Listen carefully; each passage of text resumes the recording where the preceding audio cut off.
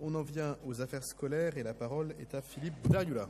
Oui, donc 2 délibérations. La première, donc je l'ai annoncé, concerne la sectorisation, c'est-à-dire encore une fois la modification. La sectorisation, c'est chaque adresse est affectée à une école.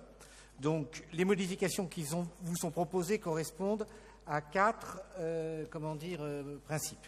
Premier principe, répondre et anticiper l'arrivée de nouvelles livraisons de logements, notamment rue Bodlik et boulevard Ornano. Nous avons des gros besoins et les écoles sur lesquelles ces adresses étaient sectorisées n'auraient pas pu accueillir les enfants.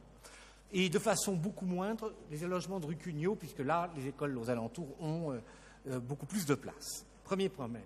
Deuxième problème, répondre aux conséquences des travaux du tramway qui, au niveau de la porte Montmartre, obligerait des parents, maintenant quand il y aura les travaux, à avoir plus d'un quart d'heure de trajet, près de 20 minutes de trajet pour aller à l'école de leur secteur. Donc, ce besoin de répondre qui amène à un transfert vers l'école rouennais plus proche de ces adresses.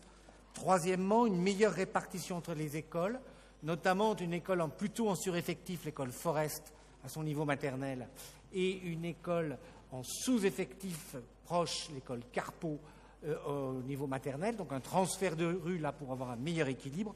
Bien sûr, ce transfert est vu et a été fait en collaboration et en concertation avec M. Vève et Mme Bouillon, les directeurs des 2 établissements.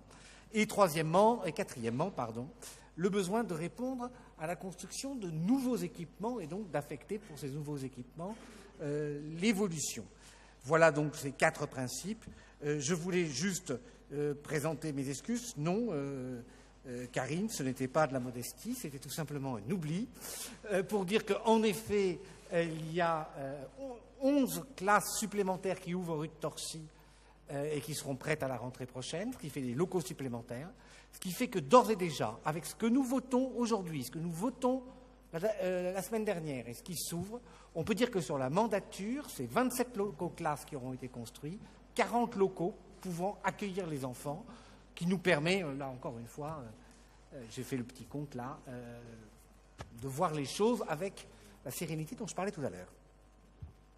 Alors, je présente la deuxième directe. La deuxième, j'ai tout dit. Il s'agit donc les travaux pour 2 classes supplémentaires à les Amiraux. Ce sont les anciens locaux d'un inspecteur d'académique. Ça nécessite des travaux. Donc 2 classes supplémentaires plus un bureau va être pour les activités périscolaires va être installé à cet endroit.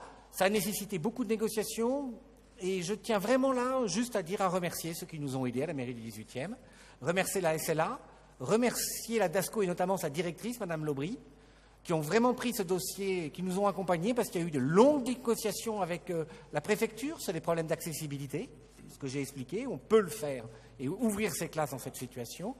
Et puis, y compris une capacité d'écoute, comment dire ça, sur les questions, les aspects les plus délicats de ce genre de projet, où une oreille sympathique nous a toujours été, qui nous permet aujourd'hui de présenter et de penser que ces équipements seront prêts à la rentrée prochaine.